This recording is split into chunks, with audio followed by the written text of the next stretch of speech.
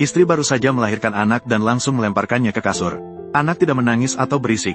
Sebaliknya, kasur itu malah retak. Seluruh tubuhnya keras seperti batu hitam. Pria, ayah, mengangkat pisau untuk memotong. Dipegang erat oleh istri. Ini adalah anak batu yang memotongnya. Kita berdua akan mendapatkan balasan. Pria, ayah, marah dan terus memaki. Satu tendangan membalikkan baskom kayu. Malam itu dia melempar anak ke dalam kandang ternak. Dia bilang monster ini pantas tinggal bersama ayam dan bebek. Anak batu tumbuh hingga usia 6 tahun. Seluruh tubuhnya masih gelap. Basahan terdengar nyaring. Namun, dia lebih cerdas dari orang dewasa. Setiap hari dia mengintip dari kandang melihat ayahnya bekerja. Pria, ayah, memetik buah kesemek liar dari ladang. Anak batu mengulurkan tangan untuk mengambilnya. Ayah, ini manis. Pria, ayah, langsung menamparnya. Ini adalah kesalahanmu. Bahkan membuangnya dianggap merusak barang. Anak batu kembali berjongkok di tumpukan rumput. Matanya merah tetapi dia tidak bersuara. Tidak lama kemudian, desa mengalami wabah belalang. Tanaman di ladang habis dimakan. Setiap rumah kehabisan makanan. Pria, ayah, pergi mencari sayuran liar sebelum fajar. Baru pulang dengan beberapa daun sayur lengket saat gelap. Sangat lapar hingga bergetar. Anak batu berteriak di kandang ternak. Ayah, di sebelah barat desa, di dekat sumur tua, ada ubi yang digali sedalam 3 kaki.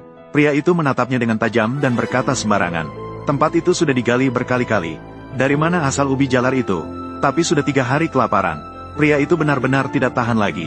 Dia mengangkat cangkul dan pergi menggali ke barat desa. Tidak terlalu dalam. Dia benar-benar menemukan satu lubang penuh ubi. Setiap buahnya penuh dan manis. Istri segera menggendong anak batu dan membersihkannya. Harus membiarkannya tidur di dalam rumah. Wajah pria itu mendadak serius. Tidak bisa, tidak ada jaminan dia tidak akan melakukan trik lagi. Biarkan dia tidur di gudang kayu bakar saja. Di malam hari. Namun, pria itu diam-diam membawa selimut tua dari tempat tidur. Diletakkannya di depan pintu gudang kayu bakar dan pergi. Anak batu memeluk selimut dan tersenyum. Dia memanggil ke arah punggungnya. Terima kasih, ayah. Langkah pria itu terhenti sejenak. Hatinya terasa sedikit hangat. Saat makan, anak batu masih duduk di depan pintu gudang kayu bakar mengunyah roti. Istri diam-diam memberikan kue polos kepadanya. Dia memasukkan kembali. Kamu bekerja keras. Kamu makan. Pada hari itu, pria membawa cangkul pulang. Melihat anak batu duduk di ambang pintu. Di tangannya memegang kentang panggang. Melihat dia kembali. Segera menyerahkan. Sudah tidak panas. Pria itu keras kepala. Aku tidak mau makan barang ini. Namun, saat anak batu berbalik, dia memberi makan anjing. Dengan cepat merebut dan memasukkan ke mulut. Aroma manis yang lembut langsung masuk ke tenggorokan. Hatinya lembut seperti bola kapas. Memasuki musim gugur. Kuda-kuda di desa tiba-tiba jatuh sakit. Tidak makan dan tidak minum. Tidak bisa berdiri dengan stabil. Kuda adalah dasar untuk menarik kereta dan membajak tanah. Semua orang panik dan berputar-putar. Dokter hewan yang dipanggil juga hanya menggelengkan kepala. Pria itu duduk di pintu kandang kuda sambil menghela napas. 2 kuda milik sendiri juga terkulai lemas. Jika kuda hilang, tahun depan bagaimana kita hidup? Anak batu mendekat. Ia mengelus telinga kuda dan berkata, terdapat tanaman min liar di bagian belakang gunung. Cukup merebus air untuk kuda. Para penduduk desa semua tertawa karena satu batu dipotong. Mengerti apa? Jangan sampai kuda itu mati keracunan. Pria itu juga mengernyitkan dahi dan memarahinya karena mengacau. Mengusirnya kembali ke gudang kayu. Namun melihat kuda semakin hari semakin kurus. Pria itu benar-benar tidak tahu harus berbuat apa. Tengah malam ia membawa sabit dan berlari ke gunung. Mengikuti kata anak batu, ia mencari min liar dan membawa pulang setengah keranjang untuk merebus air. Tak disangka, keesokan harinya, kuda itu benar-benar berdiri dan mulai makan rumput. Pria itu terkejut dan senang. Pulang ke rumah melihat anak batu berjongkok di gudang kayu menjahit pakaian robek. Tangan kecilnya memegang jarum dan benang menjahit dengan cara yang tidak rapi. Ia mendekat dan merebut jarum dan benang itu. Menjahit dengan canggung. Kakinya tidak rata. Namun ia menjahit dengan sangat serius. Anak batu menatap ayahnya dengan mata yang bersinar. Pria itu merasa senang dan wajahnya memerah. Jangan bicara sembarangan. Ayo ikut ayah ke kandang kuda untuk memberi makan kuda. Ini adalah pertama kalinya dia secara aktif meminta anak batu untuk bekerja bersamanya. Orang-orang yang lewat memuji pria karena kebaikannya. Pria berdiri tegak dengan punggungnya lurus. Hatinya merasa senang. Pada malam itu, anak batu diam-diam keluar dari gudang kayu saat orang tuanya tertidur lelap. Dia berlari ke kuil tua di ujung timur desa. Di kuil itu terdapat patung dewa batu. Anak batu berjongkok di depan patung dewa. Dia mengeluarkan sepotong batu kecil yang berkilau dari saku. Dia dengan lembut menempelkan batu itu di kepala patung yang kehilangan kaki. Di bawah sinar bulan, mata patung batu seolah-olah bergerak. Adegan ini kebetulan dilihat oleh tetangga yang bangun malam. Keesokan harinya, desa menjadi heboh. Tetangga berkata, anak batu adalah reinkarnasi makhluk gaib. Dia pergi ke kuil tua di tengah malam untuk berkomunikasi dengan patung. Dia akan membawa malapetaka bagi seluruh desa. Kepala desa mengajak pria berbicara. Entah mengirim anak batu pergi, atau seluruh keluarga pindah dari desa. Jangan sampai merugikan orang lain. Hati pria terasa berat seperti ditimpa batu. Di satu sisi adalah desa tempat nenek moyangnya hidup. Di satu sisi adalah anaknya sendiri. Dia mengunci dirinya di dalam rumah dan minum alkohol sendirian. Minum sampai mabuk berat. Anak batu melihat kesulitannya. Malam hari, dia diam-diam mengemas sebuah tas kecil. Berjalan ke depan pria itu. Aku pergi, tidak ingin merepotkanmu dan ibumu. Pria itu memandang tubuhnya yang kurus. Hatinya terasa sakit. Dia langsung menariknya ke dalam pelukan. Omong kosong. Anakku, aku akan melindungimu. Keesokan harinya, pria itu membawa anak batu ke rumah kepala desa. Di depan seluruh warga desa, dia berkata, anakku bukan monster. Dia membantu semua orang mencari ubi jalar untuk menyelamatkan kuda. Jika tidak bisa menerima dia, seluruh keluargaku akan pindah. Begitu kata-katanya selesai, kuil tua di ujung timur desa tiba-tiba runtuh, setengah dari patung batu di dalamnya pecah menjadi serpihan. Semua orang berteriak, ini adalah akibat dari menyinggung dewa. Semua ini adalah ulah anak batu. Memaksa pria itu untuk membuang anak batu ke belakang gunung. Pria itu panik dan matanya memerah. Dia sedang bersiap untuk berdebat dengan semua orang. Anak batu tiba-tiba berbicara, aku bisa memperbaiki kuil, dan bisa mengembalikan patung dewa. Semua orang tidak percaya, menganggap dia hanya omong kosong. Anak batu berjalan ke depan kuil yang rusak dan berjongkok di tumpukan batu pecah sambil melihat lama. Minta pria itu mencari beberapa batu hijau dan adonan ketan. Dia memecahkan batu hijau menjadi serbuk.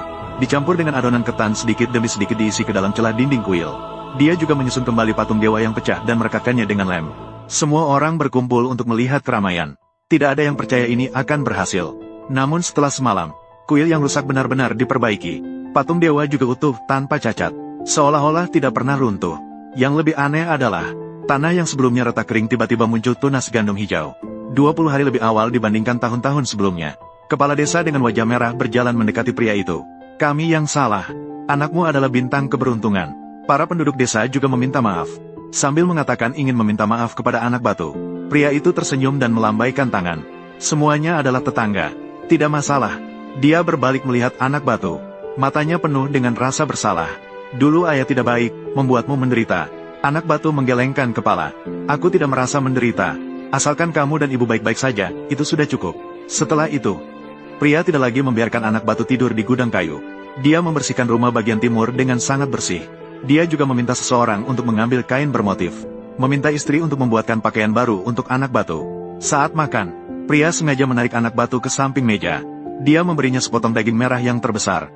Anak, makanlah lebih banyak, agar tumbuh kuat. Anak batu membagi daging menjadi 3 bagian. 1 bagian untuk ayah. 1 bagian untuk ibu. Menyisakan 1 potong kecil untuk dirinya sendiri. Ayah dan ibu bekerja keras. Aku cukup makan ini saja.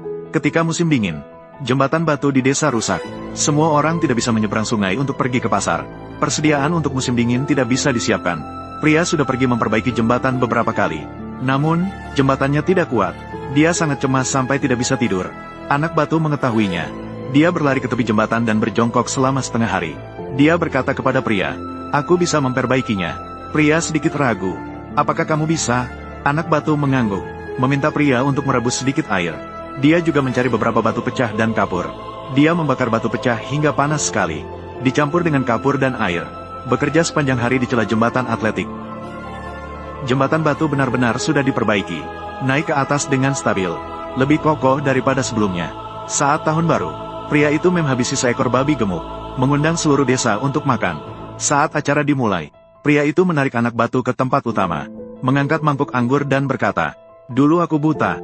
Salah mengira Fuxing sebagai monster.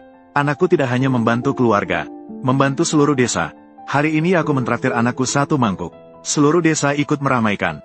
Banyak yang menambah makanan untuk anak batu. Memuji dia sebagai anak yang baik. Anak batu memegang mangkuk, tersenyum dengan mata yang bersinar. Seseorang bertanya kepada pria, dulu kamu sangat membenci anak. Sekarang kenapa kamu begitu menyayanginya?